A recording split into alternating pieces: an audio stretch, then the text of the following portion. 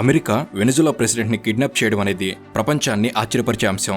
అర్ధరాత్రి ఒక దేశ సైన్యం మరో దేశంలోకి ప్రవేశించి ఆ దేశ భద్రతా వ్యవస్థను కళ్ళుగప్పి దేశాధినేతను కిడ్నాప్ చేయడం అనేది సామాన్యమైన విషయం కాదు. అయితే ఇలా ఒక దేశం మరో దేశంలోకి చొరబడి దేశాధినేతను తీసుకెళ్లే తప్పుడు విధానానికి అమెరికా నాంది పలికింది. కాబట్టి ఇలాంటి దాడి ఇండియా మీద కూడా జరిగే అవకాశం ఉందా అనే ప్రశ్న ప్రస్తుతం ఇండియన్స్ లో ఉత్పన్నమైంది. మధురను తీసుకెళ్లినట్లు మోడీ గారిని తీసుకెళ్లడం అనేది completely hypothetical situation. Indian prime minister విషయంలో ఇలా జరిగే ప్రసక్తే లేదు. కానీ సందర్భం వచ్చింది కాబట్టి ఇండియన్ ప్రైమ్ మినిస్టర్ సెక్యూరిటీ గురించి ఇండియన్స్గా మనం కూడా తెలుసుకోవాలి. ప్రైమ్ మినిస్టర్ సెక్యూరిటీ ప్రోటోకాల్ని ఎస్పీజీ కమాండోలు పర్యవేక్షిస్తూ ఉంటారు. 24/7 ప్రైమ్ మినిస్టర్ మీద ఎస్పీజీ కన్ను ఉంటుంది. ప్రైమ్ మినిస్టర్కి దగ్గరలో చీమ చిటుకుమన్న ఎస్పీజీ వెంటనే అలర్ట్ అవుతుంది. ప్రపంచంలోనే అత్యంత పటిష్టమైన భద్రతలో ఉండే వ్యక్తుల జాబితాలో ఇండియన్ ప్రైమ్ మినిస్టర్ కూడా ఒకరు. మరి ప్రైమ్ మినిస్టర్ ఫారిన్ టూర్స్ని ఎలా ఆర్గనైజ్ చేస్తారనే విషయం చాలా మంది తెలియదు. తాగే నీరు, తినే ఆహారం నుంచి విదేశాల్లో ప్రైమ్ మినిస్టర్ కలిసే వ్యక్తుల వరకు ప్రతి ఒక్క విషయంలో స్ట్రాంగ్ సెక్యూరిటీ ప్రోటోకాల్ని ఫాలో అవ్వాల్సిందే. అందుకే how safe Indian prime minister is అనే విషయం గురించే ఈ వీడియోలో మనం మాట్లాడబోతున్నాం. కాబట్టి ప్రైమ్ మినిస్టర్ రక్షణ వ్యవహారాలు ఎలా ఉంటాయి, ఇండియన్ ప్రైమ్ మినిస్టర్ సెక్యూరిటీ కోసం ఎస్పీజీ ఎలాంటి మెజర్స్ తీసుకుంటుంది, ఇండియన్ ప్రైమ్ మినిస్టర్ని టచ్ చేయడం శత్రువులకు సాధ్యమా, ఇలా ప్రతి ఒక్క విషయాన్ని మనం కూడా స్పష్టంగా లోతుగా వెళ్ళి మరి తెలుసుకునే ప్రయత్నం చేద్దాం. సో లేట్ చేయకుండా let's get into the video.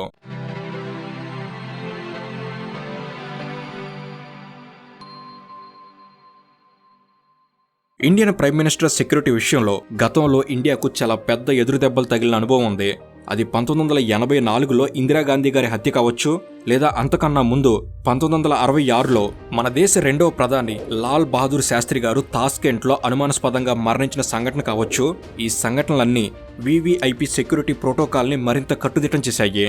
ఇక 1991లో రాజీవ్ గాంధీ గారి మరణం కూడా సెక్యూరిటీ పరంగా అతిపెద్ద ఫెయిల్యూర్. కానీ రాజీవ్ గాంధీ గారు మరణించే సమయానికి ఆయన ప్రధాని పదవిలో లేరు. అయినా కూడా ఆనాడు మాజీ ప్రధానిగా రాజీవ్ గాంధీ గారి విషయంలో జరిగిన పొరపాట్లు కూడా వివిఐపి సెక్యూరిటీ ప్రోటోకాల్ని మరింత కఠినంగా మార్చాయి. మన దేశంలో ప్రత్యేకంగా ప్రధానమంత్రి రక్షణ బాధ్యతలు చూసేందుకు 1984 ఇందిరాగాంధీ గారి హత్య తర్వాత స్పెషల్ ప్రొటెక్షన్ గ్రూప్ అనగా ఎస్పీజీని ఏర్పాటు చేశారు. ఇందిరాగాంధీ గారి హత్య తర్వాత సెక్యూరిటీ ప్రోటోకాల్ విషయంలో జరిగిన పొరపాట్లను గుర్తించి అవసరమైన రికమెండేషన్ల కోసం బీర్బల్ నాథ్ కమిటీని ఫామ్ చేశారు. 1985 ఫిబ్రవరిలో ఈ కమిటీ అమెరికన్ సీక్రెట్ సర్వీస్ మోడల్లో గ్లోబల్ లెవెల్ ప్రోటోకాల్కి తగ్గట్టు ఇండియాలో కూడా ప్రైమ్ మినిస్టర్ సెక్యూరిటీ కోసం ఒక డెడికేటెడ్ ఏజెన్సీ ఉండాలని రికమెండ్ చేసింది. ఈ రికమెండేషన్ ప్రకారం డిఐజీ ర్యాంక్ ఆఫీసర్ లీడ్ చేసేలా స్పెషల్ ప్రొటెక్షన్ యూనిట్ని క్రియేట్ చేశారు. ఇక్కడ ఒక ఇంట్రెస్టింగ్ విషయం చెప్పాలి. 1985లో క్రియేట్ చేసిన స్పెషల్ ప్రొటెక్షన్ యూనిట్ని లీడ్ చేసింది మన ప్రస్తుత external affairs minister S Jaishankar గారి నాన్న ఎస్ సుబ్రహ్మణ్యం గారే. ఇనీషియల్గా ఇందులో 819 మంది మాత్రమే ఉండేవారు. కానీ రాను రాను ఎస్పీజీని మరింత బలోపేతం చేశారు. ప్రస్తుతం ఎస్పీజీలో 3000 మందికి పైగా స్పెషల్లీ ట్రైన్డ్ కమాండోలు ఉన్నారు. 1988లో ఎస్పీజీ యాక్ట్ కూడా అమల్లోకి వచ్చింది. ఈ యాక్ట్ ప్రకారం ప్రైమ్ మినిస్టర్తో పాటు అతని కుటుంబ సభ్యులకు కూడా ఎస్పీజీ సెక్యూరిటీ కల్పిస్తుంది. కానీ 2019లో ఎస్పీజీ చట్టాన్ని సవరించారు. దాంతో కేవలం ప్రధాని మరియు మాజీ ప్రధాని రక్షణ బాధ్యతలు మాత్రమే ఎస్పీజీకి అప్పగించారు. ఎస్పీజీ కమాండోలను ఎంపిక చేసేందుకు ఏడాదికి ఒకసారి నోటిఫికేషన్ విడుదలవుతుంది. సెలక్షన్ ప్రాసెస్లో పాల్గొనాలంటే ఖచ్చితంగా BSF, CISF, CRPF, ITBP, IPS ఇలాంటి వాటిలో జవానుగా బాధ్యతలు నిర్వహిస్తూ ఉండాలి. పైగా వయసు కూడా 35 సంవత్సరాలకు మించి ఉండకూడదు. ఎస్పీజీ కమాండోగా సెలెక్ట్ కావాలంటే 3 లేయర్ స్క్రీనింగ్ ప్రాసెస్ను కూడా క్లియర్ చేయాలి. ముందుగా పర్సనల్ ఇంటర్వ్యూ నిర్వహిస్తారు. ఇంటర్వ్యూలో సెలెక్ట్ అయిన వారికి ఫిజికల్ టెస్ట్ నిర్వహిస్తారు. ఫిజికల్ టెస్ట్లో speed, endurance, combat simulation, stamina ఇవన్నీ పరీక్షిస్తారు. ఈ టెస్టులు చాలా కఠినంగా ఉంటాయి.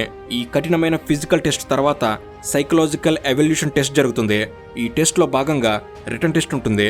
దాంతోపాటు కమాండోలో స్ట్రెస్ రెస్పాన్స్, లాయల్టీ, దేశభక్తి వీటన్నిటిని పరీక్షిస్తారు. ఈ 3 లేయర్ సెలక్షన్ ప్రాసెస్ పూర్తయిన తర్వాత 3 నెలల పాటు ప్రొబేషన్ పీరియడ్ ఉంటుంది. ప్రొబేషన్ పీరియడ్లో కూడా tactical drills, VIP protocol procedure, fire arm proficiency ఇలాంటి అత్యంత కఠినమైన పరీక్షలు నిర్వహిస్తారు. 3 లేయర్ సెలక్షన్ ప్రాసెస్ని దాటి ప్రొబేషన్ పీరియడ్లో కమాండో కెపాసిటీ మీద డౌట్ అనిపిస్తే ప్రొబేషన్ పీరియడ్లోనే వెనక పంపించేస్తారు. ప్రొబేషన్ పీరియడ్ తర్వాత స్పెషలైజ్డ్ ఎస్పీజీ ట్రైనింగ్లో భాగంగా ఇంటెలిజెన్స్, బ్లూ బుక్ ప్రోటోకాల్ వీటన్నిటిలో ట్రైనింగ్ ఇస్తారు. అలా ఇంత కష్టపడి ఒక జవాను ఎస్పీజీ కమాండోగా మారినా ఎస్పీజీలో కొనసాగేది కేవలం 3 సంవత్సరాలు మాత్రమే. 3 సంవత్సరాల తర్వాత ఆ కమాండోని మళ్ళీ ప్రీవియస్ సెక్యూరిటీ ఏజెన్సీకి పంపించేస్తారు. అలా ఎస్పీజీ అనేది most advanced young and dynamic security agency. ఇక ఈ మోస్ట్ డిఫికల్ట్ సెలక్షన్ ప్రాసెస్ని బట్టి మీరే అర్థం చేసుకోండి ఎస్పీజీకి ఉన్న power, SPG commando capacity, strength ఎలా ఉంటుందోనని. అయితే మన ప్రస్తుత ప్రధాని నరేంద్ర మోడీ గారి సెక్యూరిటీ ప్రోటోకాల్ విషయాన్ని గమనిస్తే ప్రధానికి Z+ కేటగిరీలో 3 అంచెల భద్రతా వలయంలో ప్రధాని ఉంటారు. నిజానికి ప్రధాని సెక్యూరిటీ ప్రోటోకాల్ అనేది సందర్భానికి తగ్గట్టుగా మారిపోతూ ఉంటుంది. ప్రధాని సెక్యూరిటీ కోసం హోమ్ మినిస్ట్రీ ఎస్పీజీ కోసం అడ్వాన్స్డ్ సెక్యూరిటీ లైసెన్స్ అనగా ASL అనే సపరేట్ ప్రోటోకాల్ని తయారు చేసింది. దీనినే బ్లూ బుక్ అంటారు. బ్లూ బుక్ ప్రకారం prime minister office and residence security ఒక రకంగా ఉంటే, అధికార కార్యక్రమాల కోసం లేదా రాజకీయ కార్యక్రమాల కోసం ప్రజల్లోకి వచ్చినప్పుడు పబ్లిక్ ఎంగేజ్మెంట్ ప్రోటోకాల్ మరో రకంగా ఉంటుంది. ఇవి రెండూ కాకుండా ప్రధాని విదేశీ పర్యటనలకు వెళ్ళినప్పుడు పాటించేందుకు ఫారెన్ టూర్ ప్రొసీజర్ మరోలా ఉంటుంది. కాబట్టి ముందుగా ప్రధాని రెసిడెన్స్ అండ్ ఆఫీస్ సెక్యూరిటీ గురించి మాట్లాడుకుంటే మన ప్రధాని అధికారిక నివాసం ఢిల్లీలోని లోక్ కళ్యాణ్ మార్గ్లో ఉంటుంది. ప్రధాని నివాసం మరియు కార్యాలయం ఈ 3 అంచెల భద్రతలో ఉంటాయి. 360 డిగ్రీస్లో 24/7 ప్రధాన నివాసాన్ని ఎస్పీజీ మానిటర్ చేస్తూ ఉంటుంది. 400 నుంచి 500 మంది ఎస్పీజీ కమాండోలు ప్రధాని నివాసానికి భద్రత కల్పిస్తారు. అడ్వాన్స్డ్ వెపన్స్ జామర్స్తో ఆ ప్రాంతాన్ని ఎస్పీజీ పరీక్షిస్తూ ఉంటుంది. ప్రధాని నివాసానికి లేదా కార్యాలయానికి దగ్గరలో ఎస్పీజీ కంట్రోల్ రూమ్ ఉంటుంది. చుట్టుపక్కల ప్రాంతం అంతా సీసీటీవీ సర్వేలెన్స్తో కవర్ అయి ఉంటుంది. ఎప్పటికప్పుడు కంట్రోల్ రూమ్లో సీసీటీవీ ఫుటేజ్ని చెక్ చేస్తూనే ఉంటారు. ప్రధాని నివాసం, కార్యాలయం ఇవి 2 నో ఫ్లయింగ్ జోన్స్. ఈ ప్రాంతం గుండా ఏదైనా విమానం లేదా డ్రోన్ ఎగిరిందంటే ఎస్పీజీ కమాండోలు వెంటనే అప్రమత్తం అవుతారు. ఇక డ్రోన్ తరహా వస్తువులైతే వెంటనే ఎస్పీజీ కూల్చేస్తుంది. గంటకి పెట్రోలింగ్ నిర్వహిస్తూ ఉంటారు. ఎవరైనా ప్రధానిని కలవాలంటే కూడా సపరేట్ ఎస్పీజీ ప్రోటోకాల్ ఉంటుంది. PMO నుంచి ఫార్మల్గా అప్లికేషన్ సబ్మిట్ చేయాలి. ఐడి ప్రూఫ్స్ ప్రధానిని కలిసేందుకు కారణం ఈ 2 తప్పనిసరిగా మెన్షన్ చేయాలి. ఐడి ప్రూఫ్ని బట్టి ఆ వ్యక్తి గురించి బ్యాక్గ్రౌండ్ వెరిఫికేషన్ నిర్వహిస్తారు. ఎలాంటి క్రిమినల్ హిస్టరీ లేకపోతేనే అతనిని ప్రధానిని కలిసేందుకు అనుమతిస్తారు. అది కూడా ప్రధానిని కలిసేందుకు మెన్షన్ చేసిన కారణం అనేది వ్యాలిడ్గా అనిపిస్తేనే అప్లికేషన్ అప్రూవ్ అవుతుంది. కనీసం 1 రోజుల ముందుగానే అప్లికేషన్ ఇవ్వాల్సి ఉంటుంది. ఈ సమయం మారుతూ ఉంటుంది. ఉదాహరణకి ఒక ముఖ్యమంత్రి లేదా కేంద్ర మంత్రి ప్రధానిని కలవాలంటే ఆ ప్రొసీజర్ వేరుగా ఉంటుంది. కాబట్టి సామాన్యులు ప్రధానిని కలవడం అనేది దాదాపుగా సాధ్యం. ప్రధానిని కలిసేందుకు వెళ్లే ప్రతి వ్యక్తి మెటల్ డిటెక్టర్ ద్వారానే వెళ్ళాలి. అతని వద్ద ఎలాంటి మెటల్ ఆబ్జెక్ట్ ఉండడానికి వీల్లేదు. అలాగే ఎలక్ట్రానిక్ డివైజ్ను అనుమతించరు. ప్రధానిని కలిసే ప్రతి వ్యక్తిని ఎస్పీజీ స్నైపర్ డాగ్స్ కూడా చెక్ చేయాల్సిందే. ఇంత పటిష్టమైన భద్రతలో ప్రధాని ఉంటారు. ఇక రెండవది పబ్లిక్ ఎంగేజ్మెంట్ ప్రోటోకాల్. ఇది కూడా చాలా కఠినంగా ఉంటుంది. ప్రధాని రాజకీయ కార్యక్రమాలు లేదా అధికారిక కార్యక్రమాలు నిర్వహించే సమయంలో ప్రధాని భద్రత మరింత కట్టుదిట్టంగా ఉంటుంది. ప్రధాని పర్యటనకు ముందుగా ఇంటెలిజెన్స్ బ్యూరో రంగంలోకి దిగుతుంది. ప్రధాని పర్యటించే ప్రాంతంలో IB ఏజెంట్లు ఆ ప్రాంతాన్ని క్షుణ్ణంగా పరిశీలిస్తారు. IB అనేది ఇంటర్నల్ సెక్యూరిటీకి సంబంధించిన ఇంటెలిజెన్స్ ఏజెన్సీ. IB అధికారులు ప్రజల్లో కలిసిపోయి కామన్ మ్యాన్ లాగా ప్రజల నుంచి ఇన్ఫోని సేకరిస్తూ ఉంటారు. IB నుంచి వచ్చే నివేదిక ప్రకారం ఎస్పీజీ తదుపరి కార్యాచరణ రూపొందిస్తుంది.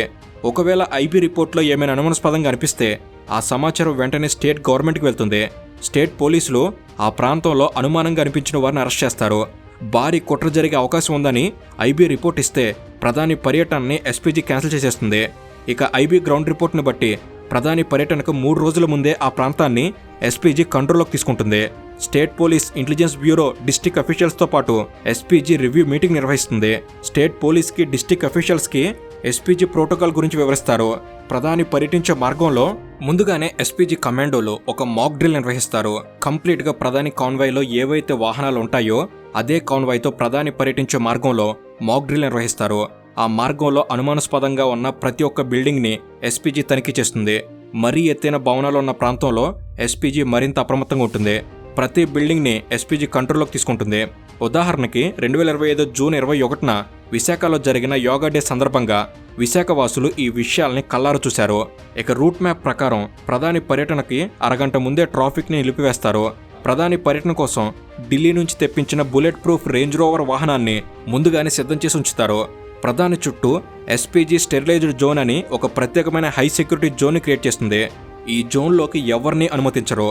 Black suit, black sunglasses, చెవిలో కమ్యూనికేషన్ రిసీవర్, చేతిలో very advanced FN Herstal F2000 primary assault రైఫిల్తో 6 ఎస్పీజీ కమాండోలు మాత్రమే స్టెరిలైజ్డ్ జోన్లో ఉంటారు. ప్రధాని వద్ద ఉన్న కమాండోలందరూ అసాల్ట్ రైఫిల్ని క్యారీ చేయకపోవచ్చు, కానీ వారి వద్ద సీక్రెట్గా గ్లోక్ 17x19 పిస్టల్ లేదా FN-P90 పర్సనల్ డిఫెన్స్ వెపన్ ఉంటుంది. ప్రధాని పబ్లిక్లో ఉన్నప్పుడు ప్రతి ఒక్క ఎస్పీజీ కమాండో ఎంత అలర్ట్గా ఉంటారంటే వారి బ్లాక్ సన్ గ్లాసెస్ నుంచి వారి కళ్ళు ఆ పరిసర ప్రాంతాన్ని క్షుణ్ణంగా గమనిస్తూ ఉంటారు. మరీ ముఖ్యంగా తల కదలకుండా కళ్ళతోనే చుట్టూ గమనించడం అనేది ఎస్పీజీ కమాండో ప్రత్యేకత. వారి చెవిలో ఉన్న 2-వే కమ్యూనికేషన్ డివైస్తో కమ్యూనికేట్ చేస్తూనే ప్రధాని రక్షణని పర్యవేక్షిస్తూ ఉంటారు. ఎస్పీజీ కమాండోకి ఎలా ట్రైనింగ్ ఇస్తారంటే ఎవరైనా బహిరంగ ప్రదేశాల్లో ప్రధాని మీద అటాక్ చేయాలంటే ఎస్పీజీకి ప్రాణాలని పణంగా పెట్టాల్సిందే. ప్రధాని భద్రత కోసం చంపడానికి చావడానికి వెనుకాడకుండా ఎస్పీజీ కమాండోల్ని ట్రైన్ చేస్తారు. ఇక ప్రధాని కాన్వాయ్లో అంబులెన్స్, డాక్టర్లు తప్పకుండా ఉండాల్సిందే. ఒకవేళ ప్రధాని బహిరంగ సభకు హాజరైతే ఆ సభా ప్రాంగణం మొత్తం ఎస్పీజీ చెప్పినట్టే డిజైన్ చేయాలి.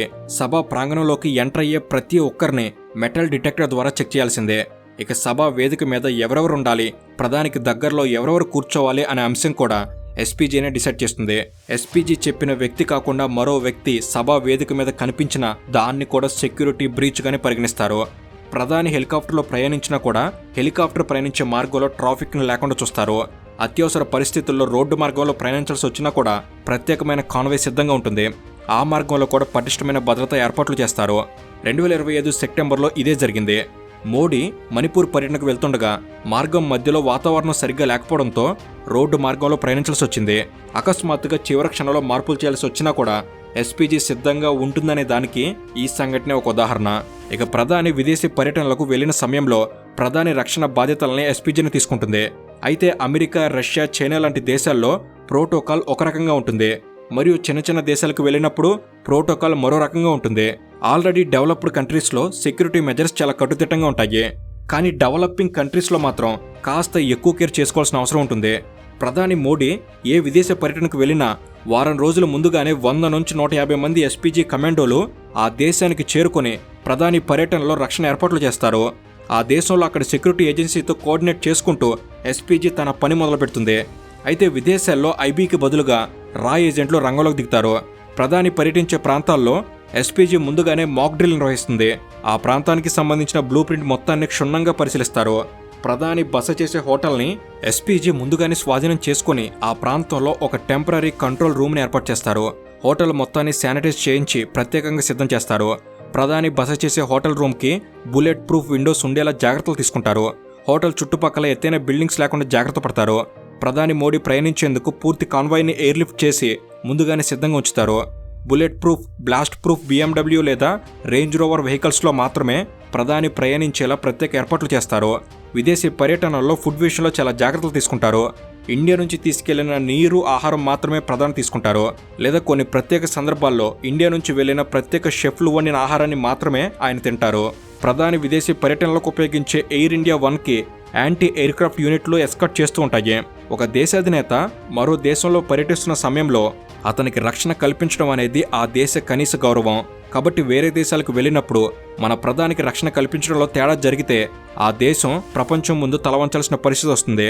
కాబట్టి చాలా దేశాలు తమ గగనతలంలోకి మన ప్రధాని ప్రవేశించిన వెంటనే వారి ఫైటర్ జెట్స్తో ఎస్కార్ట్ చేస్తూ ఉంటారు. సౌదీ అరేబియా, కువైట్ లాంటి దేశాలకి ప్రధాని వెళ్ళినప్పుడు ఇదే జరిగింది. అయితే ప్రధాని దిగే ఎయిర్పోర్ట్, ప్రధాని ప్రయాణించే ఎయిర్ రూట్ ఇవన్నీ కంప్లీట్గా ఎస్పీజీనే మానిటర్ చేస్తూ ఉంటుంది. ప్రధాని ప్రయాణించే వాయు మార్గంలో ఎలాంటి ఎయిర్ ట్రాఫిక్ లేకుండా జాగ్రత్త పడతారు. ఇండియా నుంచి వెళ్లిన స్పెషల్ బాంబ్ స్క్వాడ్ యూనిట్లు ముందుగానే ఎయిర్పోర్ట్ని తనిఖీ చేస్తాయి. ఇక ప్రధాని విదేశాల్లో కాలు పెట్టే సమయానికే ఎస్పీజీ అంతా సిద్ధంగా ఉంచుతుంది.